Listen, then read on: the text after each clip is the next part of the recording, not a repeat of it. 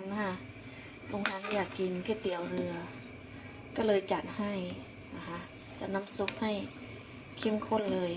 นะคะวิธีทำนะคะก็ไม่ได้ยากนะคะก็น้ำซุปก๋วยเตี๋ยวเรือก็ทำแบบฉบับชาวบ้านนะคะไม่ต้องพิถีพิถันอะไรนะคะ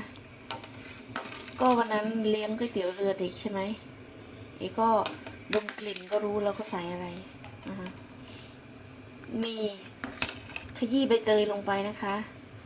แล้วโปยกั๊กแล้วอบเชยรากผักชีนะคะแล้วก็กระดูกหมูนะคะกระดูกหมู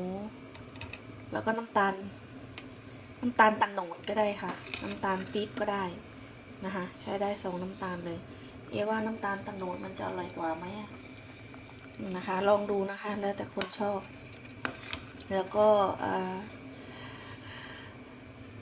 ซีอิ๊วหวานนะคะซีอิ๊วหวาน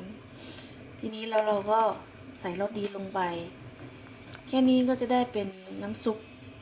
ก๋วยเตี๋ยวเรือที่สูตรเข้มข้นที่อร่อยแล้วค่ะและที่สำคัญเลยนะคะ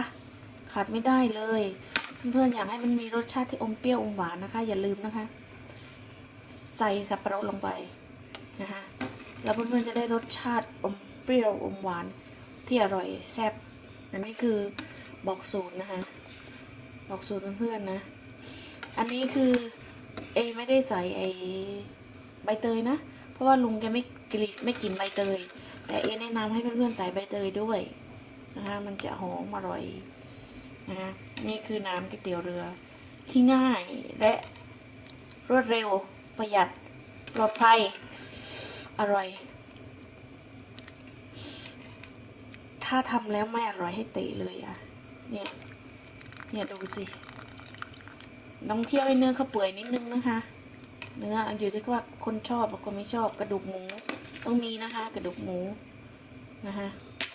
แล้วการใส่อบเชยโปยกั๊กต้องใส่แต่พอดีนะอย่าใส่เยอะถ้าใส่เยอะมันจะได้กลิ่นเครื่องเทศอย่างแรงเลยนะคะต้องใส่แต่พอดีนะคะเดี๋ยวตอนลุงฮันเขากินเดี๋ยวจะทำให้เพื่อนๆได้ดูกันอีกทีนะคะอันนี้เอาแค่นี้ก่อน